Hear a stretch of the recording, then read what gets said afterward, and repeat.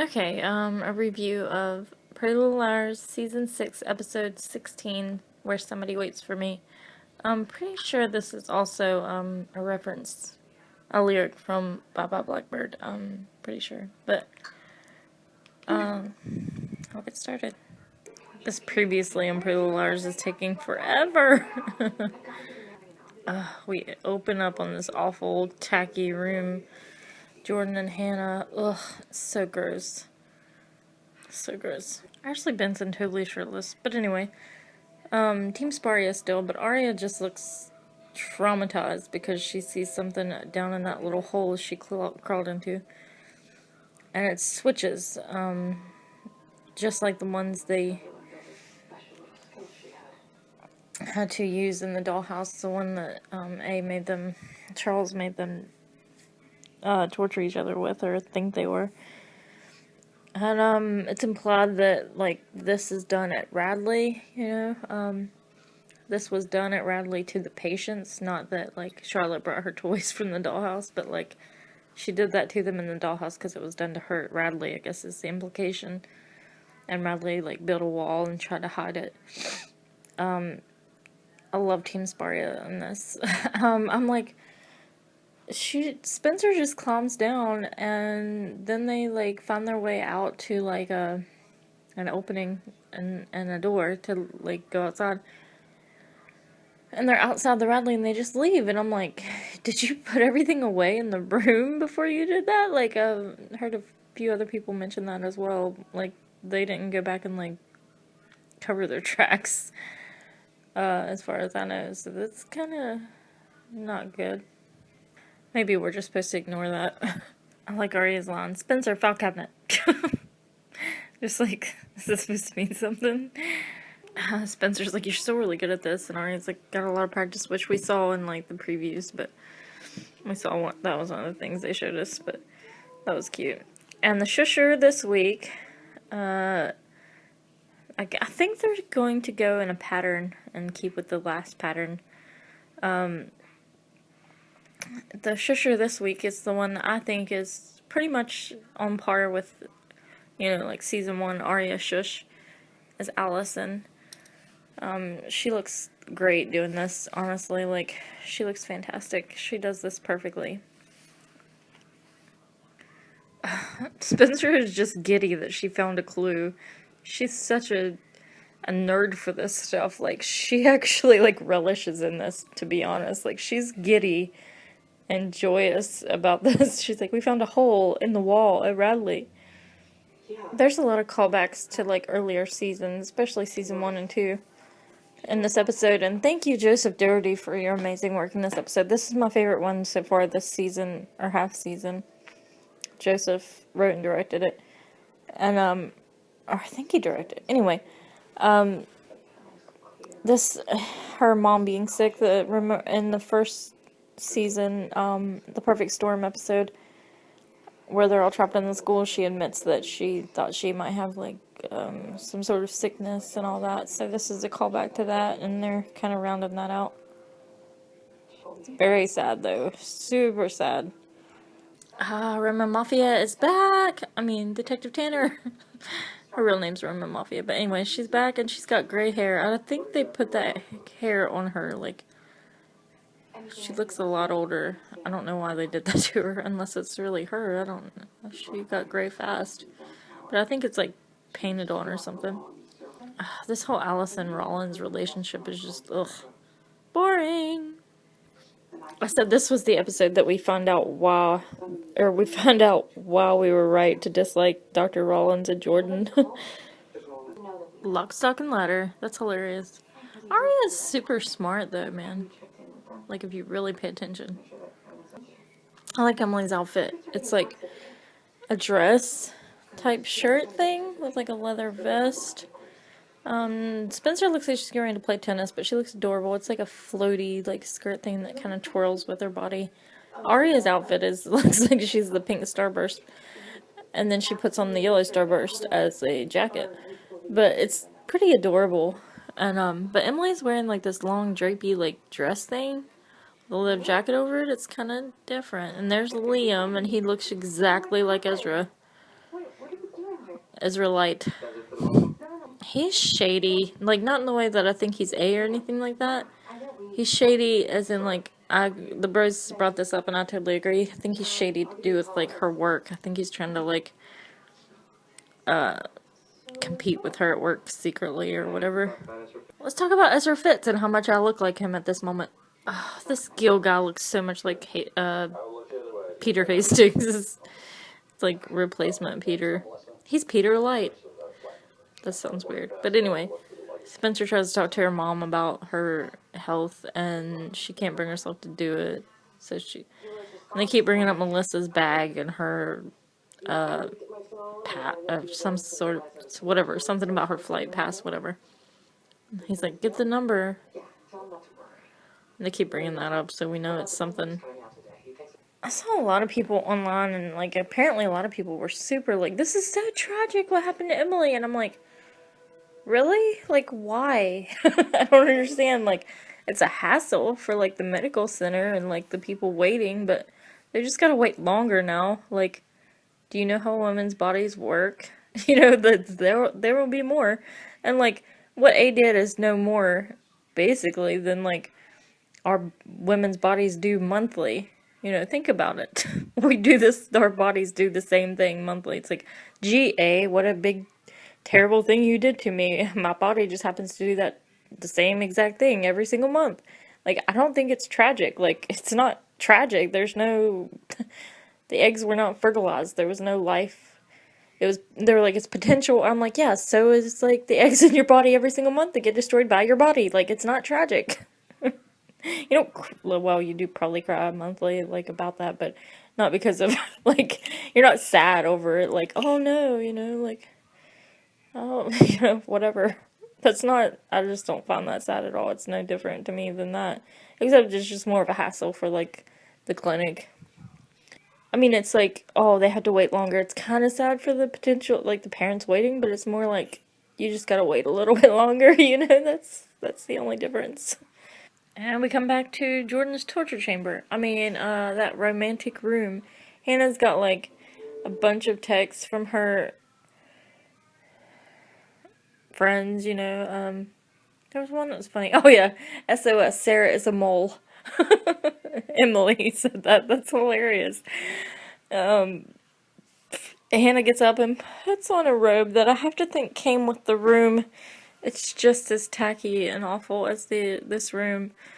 And, then Jordan comes in with a breakfast that somebody has left outside, and it's an A message, and Hannah starts becoming more Rosewood Hannah than New York Hannah, and she just freaks out about it. And I'm like, A, seriously? But I mean, you know, whatever.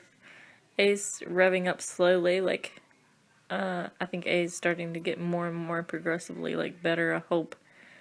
But yeah, she's got all these texts from her friends. It's just like, yeah. Yeah, and Arya sends a text. It just popped up. Arya sends a text that says, Jordan's not answering either. Where are you? It's like, Arya called Jordan. She has no chill. She's like, I'll just call Jordan then. Oh, Arya. You called Anna's boyfriend. That is just so, that's so Arya. That's so Arya. No chill. Arya is the girl that will, like, call you repeatedly, and if she can't get a hold of you, she'll call your mom, she'll call your brother, she'll call your grandma, she'll call your uncles and aunts, and just, like, Arya is that girl that just, like, hangs up and calls right back repeatedly, like, over and over again. That is just so her. We've seen her do this. Oh, and Spencer and Emily go to Allison's to tell her about it, and, like, there's this adorable picture as actual Sasha, like, as a little kid, and she's got that curly hair. Oh my gosh. It's so adorable. They use Sasha's actual, like, childhood picture, and it's just adorable. And we can see Emily's outfit better in this episode, or this scene. Obviously, the murder weapon was not a golf club, and A was just, like, lying to them. I don't know why they spent, like, 2 episodes running around trying to find this golf club that wasn't even the actual murder weapon. Like, girls, seriously. Two Crows, look it up. Look it up. Google it. Google it. It's a song, an old song. Yeah, just look it up. I can't explain it right now. Hannah and Emily are sitting here talking in Lucas's loft, And, like, Jordan is just, like, eavesdropping, basically.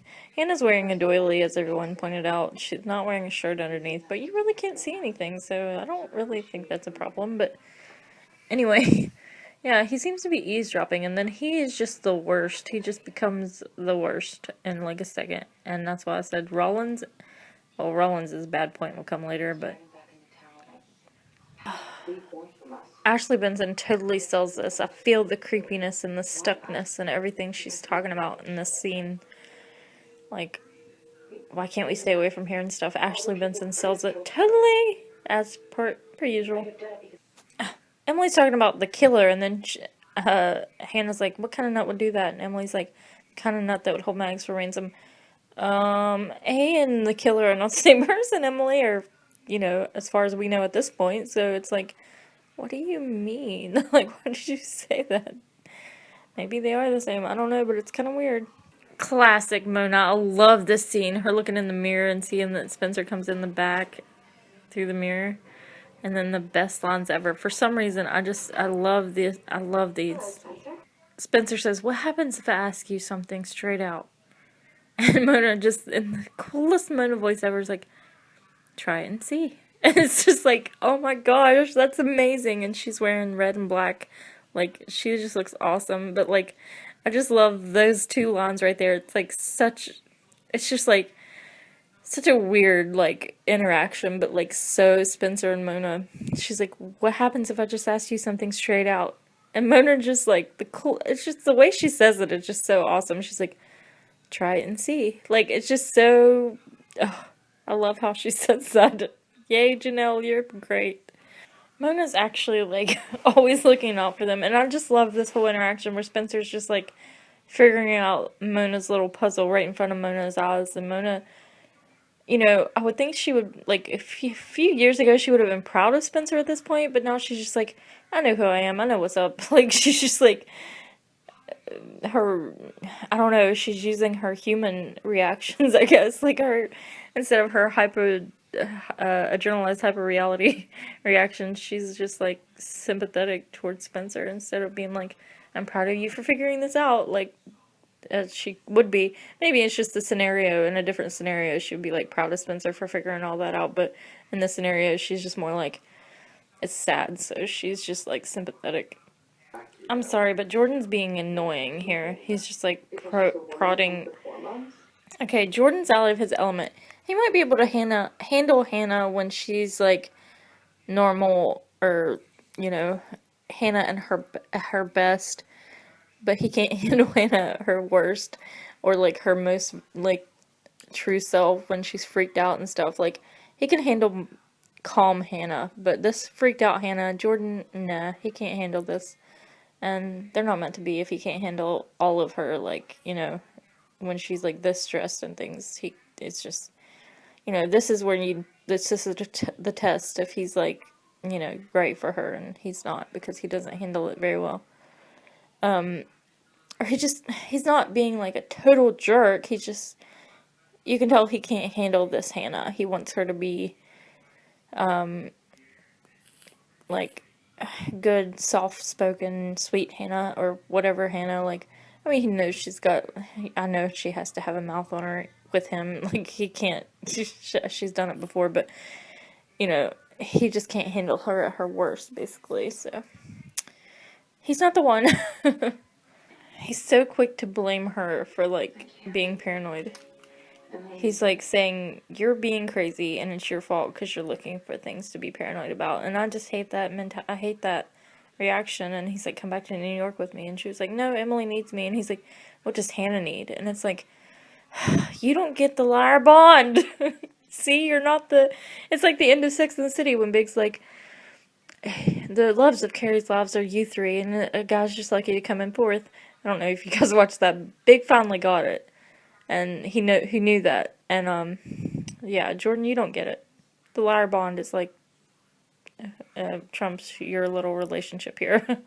Yeah, now Arya's got on the lemon Starburst jacket with the strawberry Starburst outfit. And it's, like, the worst flavor of Starburst mixed with the best flavor of Starburst is Arya's outfit. And that just sounds so Arya to me. Like, the best and worst of the Starburst. Oh, a munchkin cat. Kitties don't wear clues. But yeah, Liam's reading her writing that she wrote as Ezra, and it's just, yeah. I get this strange feeling that Arya is a better writer than Ezra, and this is true. Good writing doesn't tell you it's raining; it lets you feel what it feels like to be rained upon. I'm a writer, and I can't even get that straight. But anyway, yeah, that's true. But Arya should maybe get a book deal out of this, like since her writing is much better than Ezra's apparently, which I love that it is. I love that it seems from like Liam and Jillian's perspective, it seems that Arya is a better writer than Ezra, and I'm very happy about that. Which I didn't. I figured she would be. So Arya remembered the man with the straw hat, but she did not remember Liam was with her. So apparently she doesn't like him too much. He gets a little authoritative when he's like, "What is it? What is it that you think you're doing?" And it's like, I wanted her to be like, excuse me? Yeah, I think I'm saving my job because Ezra's a loser and he can't get his act together, but okay. Yeah, it's just like, I wanted her to kind of smack him a little bit for that, but whatever. He must be, like, above her in, like, rank at their job somehow, so, I don't know, maybe that makes sense, but I don't know, he's kind of like, I don't really know how I feel about this dude yet. Spencer, she said, I don't think Mona knows what anybody knows. I don't think anybody knows why Mona does what she does, including Mona. It's like, I think Mona knows why she does what she does. But yeah, I believe her, Caleb. Shut up, Caleb. Stop talking bad about Mona. Like, I love Caleb and everything, but this episode, it's like, Mona wins this episode over Caleb, and, that scene coming up is definitely. Usually, anybody that yells at Caleb, I'm like, don't yell at Caleb. But when it's Mona, it's like, yeah, I'm cool with it. Caleb, Spencer's super upset, and Caleb isn't very comforting to her. He's just more like an advisor, like business advisor, like political advisor for this. He's being more like her assistant than her boyfriend. And then he gets a text from Hannah that says, "Can I buy you a drink?" And he kind of like glances back at Spencer, like guilty looking. And yeah, this is the start of the him getting back with Hannah and the breaking up of Spaleb. Which is like, some people are like, I can't believe Hannah would do that. And I'm like, what? Like, Caleb is Hannah's. Like, he will always be Hannah's. She had him first. He's her, like, yeah, no. Liam obviously doesn't know that Arya and Ezra dated. I mean, yeah, so. I think he's trying to set her up for something. It's kind of weird. Oh my gosh. Caleb is being the exact person that Hannah needs him to be right now, and he's like, the body language is like, so, I don't know, their chemistry is amazing. They just seem right for each other, totally, but his body language is, he's like facing her, he's not really, you know, standoffish at all. She's crossed her legs towards him, and, yeah, she's totally facing him, he's facing her, even though the chair is facing, like, to the side, like, right, I don't know, it's weird, but, yeah, he's still somehow facing her. He's being very comforting and saying exactly what she needs to hear right now, and being typical Caleb, yay, Caleb, yay! But, like, you can totally tell they're still into each other. And then he says, bullies don't need an excuse. And it's a good line, it's actually very true. And then, Hannah, he's just being what she needs right now, and then she starts, regretting the breakup. It's a flashback. I love that he's okay, for one thing, when he talks to Hannah as opposed to when he talks to Spencer or anyone else, his voice becomes way softer. I don't know if Tyler is doing that on purpose or it just happens to Tyler naturally because he's really in love with Ashley Benson. But yeah, if you go back and watch it, like when he's talking to Hannah, his voice becomes way softer. And then he calls A, and she's like, "You called it A," and he was like, you called them A, and he's like, well, and then he says what he says, about It's just like a symbol for whatever. And I'm like, yes, thank you. Let's do this. Can we just call them A and get it over with? I like that he's like, he's pretty much naming, naming the bully. And he's pretty much been the person that's all, like, throughout this season, he's been the person giving it a name. He's like, evil emoji or whatever. And then he's just like, let's just call it A. It's just, let's just call it A. Yeah, that's hilarious. He's like, what do you mean we call him, Waldo? That's hilarious. After he says a bunch of sweet stuff to her, she breaks out of it. She's like, so, and she has to break out of, like, they're staring at each other lovingly, and she's like, oh yeah, and then he kind of, like, is taken aback and just like, and he has to, like, shake his head and clear his throat because they were in a moment, you know, but they were getting in too deep. This flashback of Caleb where they're, like, kind of not on the same page with their lives, and like it's so them because they're not arguing and they're not mad at each other. They don't dislike each other. They still love each other, but it's like it's complicated. I mean, like honestly, it's like their lives are not turning out how they expected them to be together or whatever. And but like it's just it's so sad and stuff. It's like the first like inklings of them not being happy with their lives, but like it's so them to not like be angry with each other really and not like they're not disrespecting each other. I don't know what their breakup scene will look like, but anyway, that was her flashback and she's just remembering that and like regretting, you know.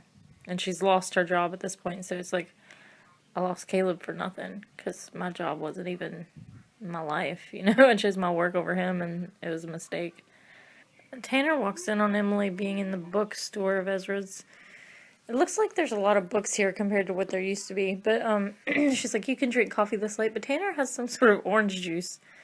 Maybe it's Ezra's special juice blend that's like apparently so popular. And she basically verbally attacks Emily, kind of, but like a lot of people are like being mad at her for this, but I'm like, I don't know if this is her like threatening Emily or if like, you know, after what they all went through and what Tanner found out with them in the dollhouse and all that, and she's like, oh my gosh, like basically like what have I done? But after all that, I don't think Tanner suspects them of this. I think she thinks there's something new going on, and she wants to find out what it is. But I don't think she's like accusing Emily and the girls. I think she's just like telling them the truth, like you need to stay here and stuff. I just think this is her just, you know, attitude, like all the time. I think this is like just her demeanor all the time. I think Tanner thinks it's weird because there were no murders in Rosewood the whole time the girls were gone, and once they're all back, there was one. So it's like, I think she sees a pattern. I don't think she's accusing them. I think she's wondering if there's like a new problem. Spencer tries to leave to go talk to her mom and opens the door, and there's Allison. I think it's weird that Allison always comes to Spencer with like her emotional problems, you know. But then we cut away really quickly to elevator doors opening, and I love this scene. These beautiful legs, you know, obviously shaped very fit from being on Dancing with the Stars, um, have these pink shoes with gold tips. They just, it's so cute. And it's Mona, and then Caleb pops in. He's like going down, and it's like, are you hitting on her? Like, what the heck? Like, I don't know, but yeah. He says, I have a message for you, and all these little Monas running around inside your head. It's like, Caleb, kind of back off a little bit. I mean, you know, I love you, Caleb, but, and it's kind of like, him and Mona are basically, like, always take digs at each other like this, but it's just like, I don't know, that's kind of rude. And then she looks at him like, we're listening. He's like, I found out you did anything. If I found out you're messing with Spencer, he threatens her, and he's like, if I find out you're messing with Spencer. And then she looks at him like, a lot of people didn't pick up on this, because somebody was like, I can't believe you noticed that, but it's like, he says Spencer, and Mona looks at him like, are you serious? And I think it's her, like, loyalty to Hannah. She likes Spencer. She's not really, like, mad at Spencer for this, but she's kind of like, her loyalty to Hannah just makes her, like, say what she says next. Because she's like, just out of curiosity, who kisses better? Spencer, Hannah, or me? And it's just like, whoa. That is just like amazing. But I think it's partially like her loyalty to Hannah that makes her say this, not just her, it's not just her being mean to him. Like, I think she's like, she's Team Caleb. You know what I mean? She's like, you better, I can't believe you did this to Hannah, basically. But, I mean, she's not particularly mad at Spencer about it, but she is like, it's not like she's mad at Caleb about it, but the fact that he, like, said that to her, like, he's protective of Spencer now, when he should be, like, he always has been protective of Hannah. You know what I mean? Like, he always used to say that about Hannah, so it's like, I mean, Mona's basically being the whole entire fandom right now. It's being like, no. He needs to be, like, with Hannah and protective of Hannah. Like, maybe all the girls as well, because he usually is, but just the fact that, you know, he's, like, switched teams and it's, like, it's just, yeah, I'm totally on Mona's side here. I mean, come on, who do you think kisses better out of those two girls? We know it's Mona, because for one, she probably, like, she's a genius, so she probably knows exactly how to do it perfect. But look at those lips, man. Like, her lips are fantastic. Like, I mean, probably for Caleb, it's probably the best kissing Hannah because he's in love with her. Spencer's just like a fling kind of thing, but just technicalities, like, with the lips and probably her technique, I'd say that Mona's the best. You know, with, like, her technique and those just, like, ginormous lips. She's just, like, yeah. I mean, come on, it's Mona. We know she's probably the best at it. And Spencer probably, like, tries really hard. But Hannah just lets herself go, probably, with Caleb, and it's probably, like, where they were in love, it probably was the best for him. But, you know, just technically, you know, if we're going for, like, technique and lip, you know, the feeling of the lips, because Mona's lips are huge, and she's probably the best, you know, technically. So I guess Jason was at the Care See Me group. Like, what was he doing there? Like, did he just go there and live and, like, never come home? Like, and she says her dad didn't want anything to do with him. He didn't want anything to do with you before Charlotte came home. I mean, I'm sorry, but, well, I don't know. That's not true, but still. I like how Allison always comes to Spencer for, like, her emotional, you know, needs, and it's really awesome that, like, they were so competitive when they were young, and now they're, like, she always depends on Spencer, and Spencer is just, like, the best friend. Like, after Spencer's been through what she's been through, she just becomes, like, this rock for Allison, and I just really like it, and she's so sympathetic and awesome towards Allison. Like, she's, like, such a good friend. I mean, I know Spaleb's happening, but whatever. Like, she's still, like, a very good friend. Like, she was, you know, she's just such a good friend, Allison, and I love that. I love this so much, especially because these two were so competitive. Like, I'm glad Allison comes to Spencer for this, and not, like, because her and Arya always got along pretty well. There wasn't much combativeness between Allison and Arya at all, which I find interesting, but I'm not getting into that right now. And then, of course, you know, with her and Emily, she could always turn to Emily, but, like, I really like that she, like, always goes to Spencer, like, once they've grown up some, and it's just, they get each other, you know, in a way that, like, the other girls cannot get Allison the way that Spencer does. This is so sad of Allison to say this. She's like, says that she's like Charlotte. She's like, in a lot of ways, Charlotte and I are a lot like, yeah, obviously, like, I mean, like, her and Cece were basically the same person. But anyway, she's like, it's sad. Like, I still don't really feel sorry for Charlotte, but Allison's like, we've spent so much time and energy trying to be people that nobody could love. And it's just like, if you don't at least feel some sympathy for Allison at this point, after this little monologue, I don't know what's wrong with you. Like, this is her, like, being for real. Like, it's just, like, listen to this monologue. It's just so real. Tear for this bond. Spencer's like, no, no. I mean, there's never enough time. And she, like, grabs Allison's hand, and it's just like, love between friends. I love this. Oh, it's so exciting. Spencer is, like, watching over her mom. We hear dogs barking in the background, and the door's open, and we hear crickets, and I just really like that added effect. It really felt like it was, like, a warm night outdoors, or, like, you know, and, I said something to Joseph Doherty about liking it, and he was like, something about our, something is into sonic effects, or something like that, I can't remember, but, yeah, I really appreciated that little added touch. But anyway, she kind of looks stalkerish, but it's also really sweet and sad. And it's just, this whole scene is just sad. And, you know, they've come so far as like mother and daughter, and they're like so loving toward each other. And Veronica's just beaming about her new career that she loves. And she's just talking about how much she loves what she's doing now. And it's just so sad. And Spencer can't bring herself to bring up her health. And it's just so heartbreaking. And Spencer's just, it's just so hard.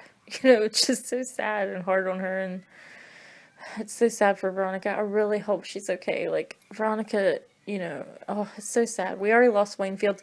Oh, I found out something about Wayne Fields. But anyway, the actor that plays him, he played Sub-Zero on one of the Mortal Kombat TV shows or movies. Or it's apparently Mortal Kombat Legacy, the TV show. He played Sub-Zero in that. I think that's pretty cool. He's been in 45 different things as an actor. That's pretty awesome. But anyway, that's just a little trivia. But anyway, they already took Wayne Fields. They cannot take Veronica. Like, she's been there through a lot. Like, the only thing that would be worse almost would be, like, Ashley Marin or Pam. You know, like, Wayne Fields was awful because he was just such a good guy. And, like, but just don't take Veronica, man. Spencer was just, like, staring at her mom while she slept. It's so sad. What does it look like? I will carry them on my back if necessary. This is such a disappointment because Spencer in the preview said, I will hunt them down one at a time. And it's like, I wanted that to be a cooler scene with her saying that. They totally tricked us. This was kind of a lame way to bring that about. I wanted her to be talking about, like, the different A's or whatever. Ugh. Rollins and Allison, and he's just the worst. He's just being like, I don't know why he wants this to be a secret still so bad. He's like, whoa, like, hold up, you know, like, wait a minute. And it's just like, Allie, bring out your, like, A game and just, like, be strong. Like, you know, you're the strongest girl in the show. Like, you got buried alive and dug yourself out of your own grave. Like, you can handle this dude. Like, just tell him off, please. I don't know, I kind of think she is kind of being a little strong because she's, like, telling him what she wants. And she's being strong, but she's still being kind. I think Ellie has figured out a way to, like, be kind, use her strength, and, like, not back down or be weak, but she's, like, can be kind also. That's pretty awesome. It's pretty awesome to watch Sasha portray this. She's so amazing. Arya's like, we should have waited for Spencer, Team Sparia.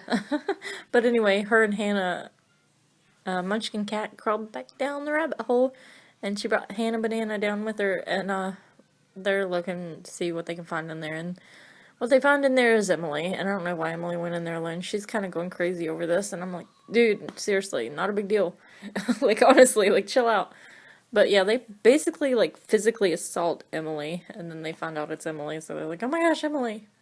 Emily looks so ticked off, and, like, just so ticked off when they, like, turned her around. She looks so angry. And Ari's like, where is she? Talking about Sarah Harvey, and Hannah's like, probably in another hole somewhere. And then she's like, sorry about grabbing your boob, Emily. And I thought Emily was going to be like, oh, I liked it, it's fun. But she was just like, it's okay, or whatever. Hannah's like, you have the money, so it's like, yeah, really, you have the money. Like, what is the problem? I mean, she's not saying it like that, but I'm thinking it.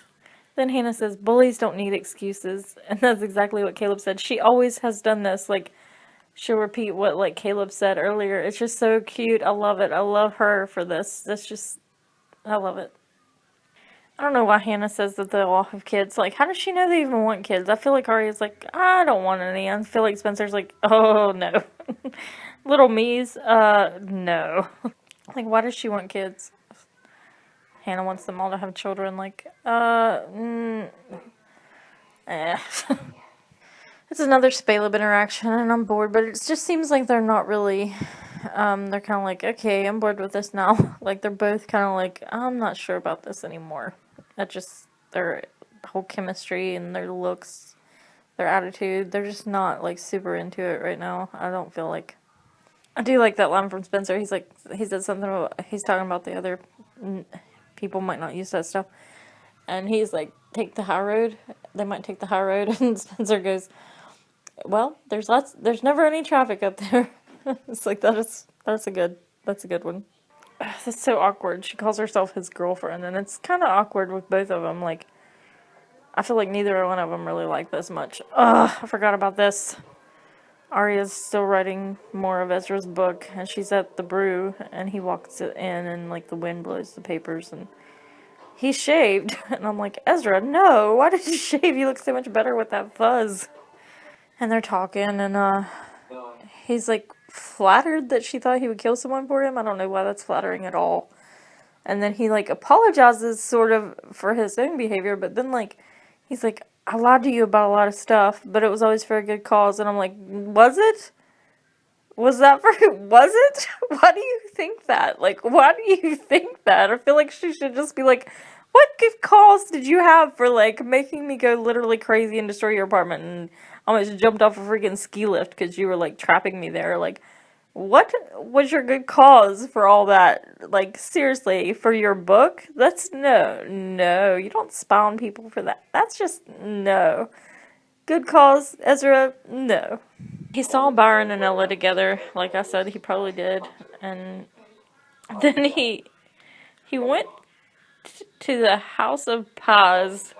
Went to the House of Paz, like Ezra Fitz went to the House of Paz, like, oh my gosh, he is the mayor of Pieland, like, this is just ridiculous, like, it's so great, like, I love it. Of course he went to the House of Paz, like, at the middle of the night while some girl was being murdered. Like, that's just hilarious to me. Like, House of Paz, and then just talk to some trucker named Earl about politics.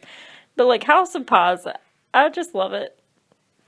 She's like, the obvious question, why didn't you just tell me that when we showed up here like a bunch of vigilantes? And I'm like, yes. That's exactly what you guys are, vigilantes. I love it. But yeah, why would he not tell her that before? Like, stupid. He's like, I want to keep your parents' secret. Like, seriously? Like, just tell her you went to the House of Pie. She would have believed that for sure. He uses one of those clips for his book pages. Exactly the same kind of clip I always use for my print pages. I don't know, that's just, I guess probably all writers do. That's the best way, because there's like a lot of pages. You can't use like a regular paper clip. I guess that's what they're for, but yeah. I just thought that was cool, because I've done that. I use these kind of clips for mine.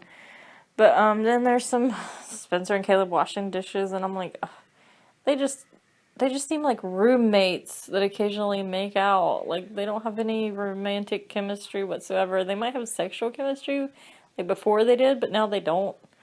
It's just like, no, I just don't. That flight number they kept badgering her about, and then she pulls out the handle, and it's broken. And it's the exact same description of the weapon that Tanner described to Allison. And so Melissa is red herring number 3. At first it was Ezra, then it was Byron, then it was Melissa. It's like, we're going in reverse order here, aren't we? Is Ian Thomas going to come back so we can red herring him as well? This is my favorite A tag at the end of the episode so far this season. We see A is cleaning that switchboard thing.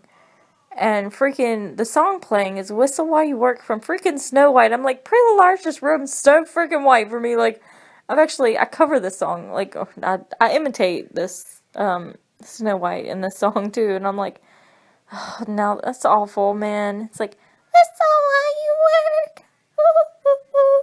And so I do an impression of that, but like, now it's just like, oh man, Pretty Little Liars ruined Snow White. Like, seriously, is nothing like safe from this show ruining? But I just love it. It's so weird, creepy that they're using it. I'm gonna have to like see why they might do this. I haven't even looked up this yet. I'm gonna try to see if there's anything to do with that. But yeah, it just looks more like A now, and I'm like so excited because this seems like A to me. Like, it just seems like the old A again. Like, creepy, like, shots of A cleaning this thing. Like, it just seems like regular A. It's like, finally, Caleb started calling them A, and they started acting like A. Like, I like it.